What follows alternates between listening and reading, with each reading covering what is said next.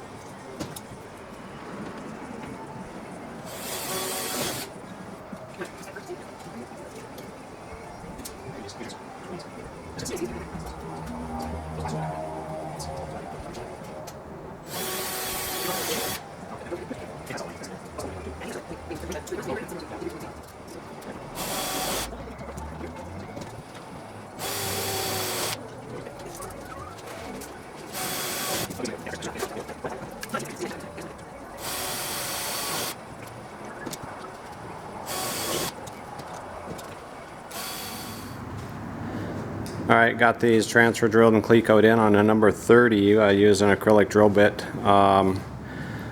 through there. Got those clecoed. And Matthew, you had a question about whether that was going to fit on there.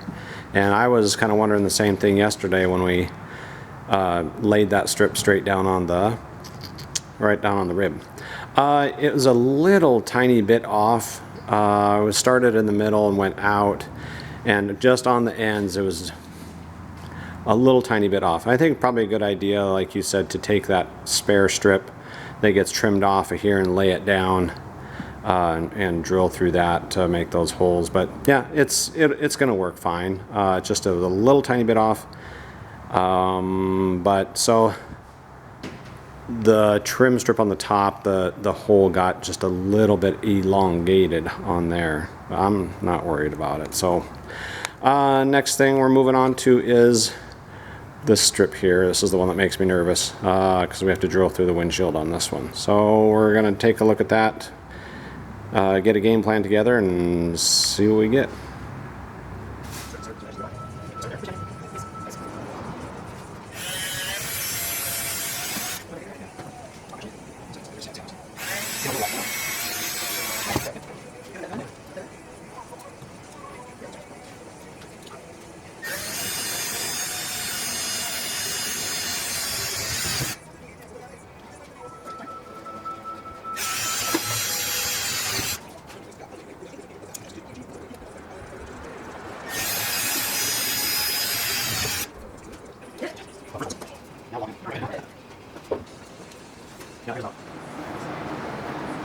Okay, center forward trim strip is not installed, but clecoed down. Fairly non-dramatic drilling through that. Just made sure we used a number 30 acrylic bit. Transfer drilled through that, through the windshield, and then through the rib. And did note, we drew a center line down on the windshield. We found the center of the windshield, drew a center line on it, and we're lined up right on center for the windshield. However, the rib is just slightly to the right by like maybe a 1/16 of an inch. So we actually centered up that hold down or that trim strip on center with the rib. So if you really want to get picky about it, this technically isn't in the center of the windshield. It's about that far to the right. Now we need to remove this skylight. We've got this rear hold down strip here that needs to be cut and measured and holes drilled in it.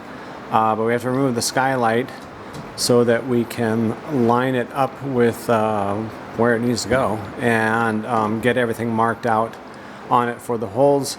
Those are going to line up with the tabs, the rivet tabs, like that one there. It's the rivets. These rivets will go through the inside. You're not going to be able to see it. It's flat black in there.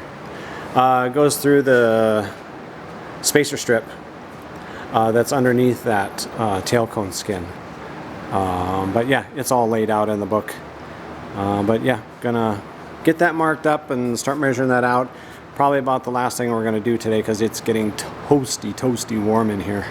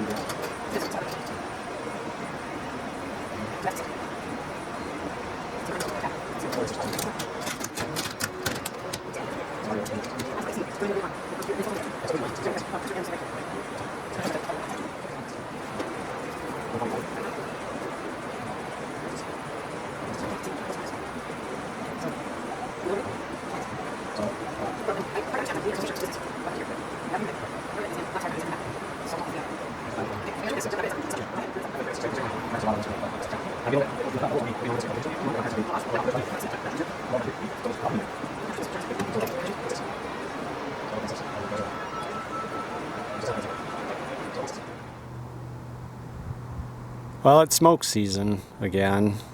Yeah, really toasty warm out here. We've got some smoke rolling around, but I don't know what it. I think it's supposed to be pretty hot. We're into the upper 90s right now. I think it's supposed to be this way for the next couple of days.